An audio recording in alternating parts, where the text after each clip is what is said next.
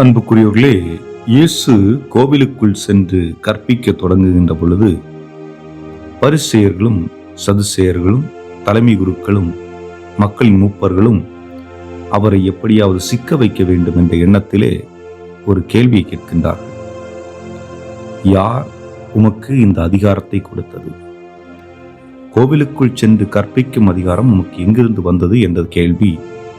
இந்த பகுதியை நாம் எங்கே பார்க்கின்றோம் என்றால் மத்தேயு நற்செய்தி அதிகாரம் 21 இறைவார்த்தை 23 முதல் 27 முடிய பார்க்கின்றோம். இங்கே இயேசு இதற்கு என்ன பதில் கொடுக்கின்றார்? இயேசு பதில் கொடுக்காமல் பதிலுக்கு பதிலாக மீண்டும் ஒரு கேள்வி எழுப்புகின்றார். இந்த கேள்விக்கு நீங்கள் பதில் சொன்னீர்கள் என்றால் நானும் உங்களுக்கு பதிலை கொடுக்கின்றேன் என்று சொல்லுகின்றார். அந்த கேள்வி என்னவென்றால், திருமுழுக்கு யோவானுக்கு திருமுழுக்கு கொடுக்கும் அதிகாரம் எங்கிருந்து வந்தது? விண்ணகத்தில் இருந்தா அல்லது மனிதரிடம் இருந்தா? ஒரு அற்புதமான கேள்வி. ஏனென்றால் இந்த தலைமை குருக்களும் மூப்பர்களும் திருமுழுக்கு யோவானை நம்பவில்லை. ஆனால் மக்கள் அவரை இறைவாக்கினராக கருதினார்கள். ஆகவே ஒருவேளை இது விண்ணகத்திலிருந்து வந்தது என்று சொன்னால் அப்பொழுது நீங்கள் ஏன் அவரை நம்பவில்லை என்று கேட்பார். ஒருவேளை மனிதனிடமிருந்து வந்தது என்று சொன்னால் மக்கள் இவர்கள் மீது கோபம் கொள்ள வாய்ப்பு இருக்கும். ஆகவே பதில் சொல்ல முடியாமல் நழுவிச் செல்வதை நாம் பார்க்கின்றோம். ஆண்டவர் இயேசு சொல்லுகின்றார், உங்களால் பதில் சொல்ல முடியவில்லை என்றால் நானும் எந்த அதிகாரத்தில் உங்களுக்கு போதிக்கின்றேன் என்று சொல்ல முடியாது என்று சொல்லுகின்றார். அன்புக்குரியவர்களே, இந்த இறை வார்த்தையை நாம் சிந்தித்து பார்ப்போம். இயேசு எந்த அதிகாரத்திலே அவர் போதிக்கின்றார்? அவருக்கு முழுமையான அதிகாரம் உண்டு. இந்த உலகை படைத்தவருக்கு உலகை ஆளுகின்ற அதிகாரம் இருக்கிறது. ஒவ்வொரு மனிதனுடைய இதயத்தில் சென்று பேசுவதற்கும் அதிகாரம் இருக்கிறது. நம்முடைய இதயத்தில் இருக்கின்ற தூசிகளை தட்டி விடுவதற்கும் அதிகாரம் இருக்கிறது. ஆனால் அவர் தன்னை கடவுளாக காட்டிக்கொள்ளவில்லை. மாறாக ஒரு சாதாரண மனிதனாக ஒரு மற்றவர்களைப் போன்று நானும் ஒருவன் என்ற ஒரு நிலையில்தான் அங்கே தன்னை வெளிப்படுத்திக் கொண்டிருக்கின்றார். நல்லதை செய்வதற்கு எதுவும் தடையில்லை என்பதுதான். இயேசு இறைவார்த்தையை போதிப்பது என்பது ஒரு சில நேரங்களிலே அது தலைமை பீடத்தை வகித்தவர்களுக்கும் பிரச்சனையை கொடுத்தது. காரணம் என்ன? அவர் உண்மையை போதித்தார். ஆக உண்மையை போதிப்பவர்களுக்கு எந்த தடங்களும் இல்லை என்பதுதான். ஆனால் தடைகள் இந்த உலகிலிருந்து புறப்படும் என்பது.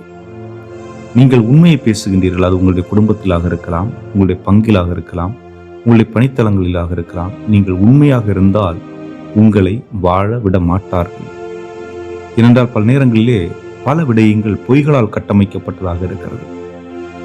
ஏன்? பணம் வசூல் செய்கின்ற இடங்கள் அனைத்தும் பொய்களால் கட்டப்பட்டுதான் இருக்கிறது. எடுத்துக்காட்டிற்கு விவசாய நிலத்தை எடுத்துக்கொள்வோம். விவசாய நிலம், நான் ஒரு முறை தேனிக்கு அருகிலே அந்த மலைப்பகுதியிலே ஒரு எங்களுக்கு கேம்ப் இருந்துச்சு. அப்போ அந்த கேம்ப் டைமில் நான் அங்கே பணி செய்து கொண்டிருந்தேன். ஒரு பெரிய மூட்டை, ஒரு 100 கிலோ மூட்டை இருக்கு, 100 கிலோ கிட்ட இருக்குன்னு நினைக்கிறேன், 70 300 கிலோ அந்த மூட்டை கத்தரிக்காய்.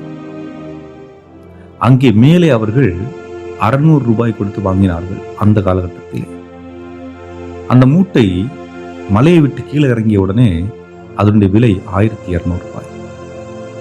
அது சந்தைக்கு வருகின்ற பொழுது இன்னும் விலை கூடுகிறது. ஆகிய விவசாயம் செய்தவருடைய கூலி என்ன? சொற்பம்.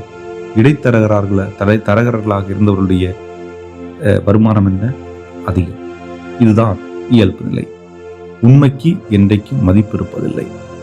இதுதான் வாழ்விலுடைய ஒரு அங்கமாக இருக்கின்றது. அன்புக்குரியவர்களே, நம்முடைய வாழ்க்கையிலும் நாம் எப்படிப்பட்டவர்களாக இருக்கின்றோம்? உண்மைக்கு சான்று பகரக்கூடியவர்களாக இருக்கின்றோமா? அல்லது பொய்க்கு முக்கியத்துவம் கொடுத்து வாழ்வை வாழ்ந்து கொண்டிருக்கின்றோமா? நாம் பங்கிலே ஒரு திருமுழுக்கு பெற்ற ஒரு நபராக இருக்கலாம், தினமும் திருப்பலிக்கு செல்லுகின்ற ஒரு நபராக இருக்கலாம், தினமும் வீட்டில் ஜெபிக்கின்ற ஒரு நபராக இருக்கலாம், பங்கு பேரவையில் பங்கெடுக்கின்ற ஒரு நபராக இருக்கலாம், அல்லது மரியாயின் சினையில் இருக்கலாம், இளைஞர் இயக்கத்தில் இருக்கலாம், மறைக்கல்வி இருக்கலாம். எத்தகைய நிலையில் இருந்தாலும் உண்மையோடு இருக்கின்றோம் என்றால் இயேசுவோடு இருக்கின்றோம். பொய்யை சுமந்து கொண்டிருக்கின்றோம் என்றால் இயேசுக்கு எதிர்நிலையில் உட்கார்ந்திருக்கின்றோம் என்று பொருள். சிந்தித்தவர்களாக செயல்படுவோம்.